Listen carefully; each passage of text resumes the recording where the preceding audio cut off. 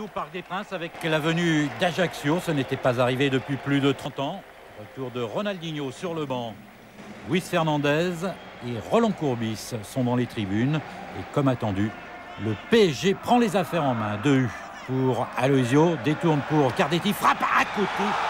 Martin Cardetti, pas content et pourtant son tir était bien cadré. Magnifique remise d'Aloisio.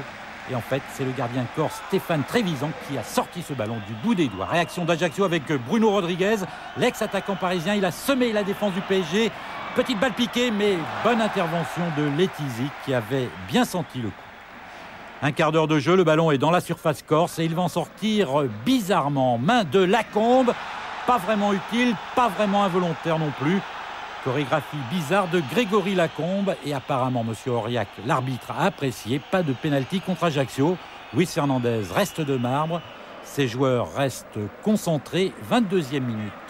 Nouvelle action parisienne sur le côté gauche avec Demi et Niarco. 1-2, bien joué. Centre de Demi, très long, tête de Fiorez.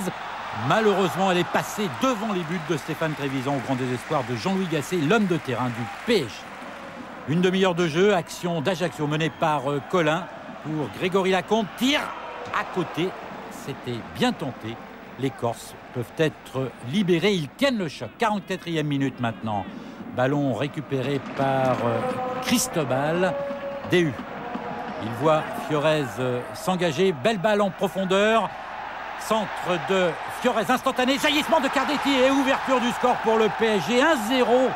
Premier but en première ligue de Martin Cardetti, un Argentin qui vient de River Plate et qui a l'ambition de confirmer qu'il est un redoutable chasseur de but. Là, il a été particulièrement bien servi par Fabrice Fiorez. On joue maintenant les arrêts de jeu de la première période. Coup franc tiré par Cardetti. Tête d'Aloisio, Trevisan repousse, le Roi est le premier sur le ballon.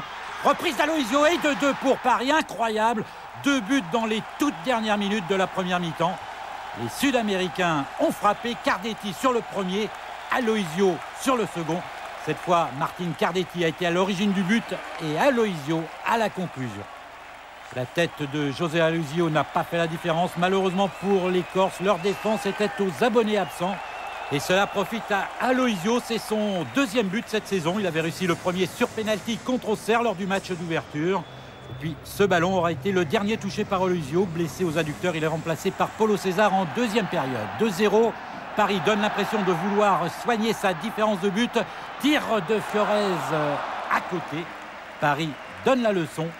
Ajaccio souffre et à une demi-heure de la fin, Luis Fernandez choisit de faire rentrer son champion du monde, Ronaldinho, acclamé par les 35 000 spectateurs du parc. Les Corses ne sont pas perturbés pour autant. Rodriguez au milieu de 3 défenseurs. Petit pont sur Heinze. Tire. Letizy repousse. Somptueux enchaînement de Bruno Rodriguez. Pas payé. C'est ce que se dit Roland Courbis. 70e minute maintenant.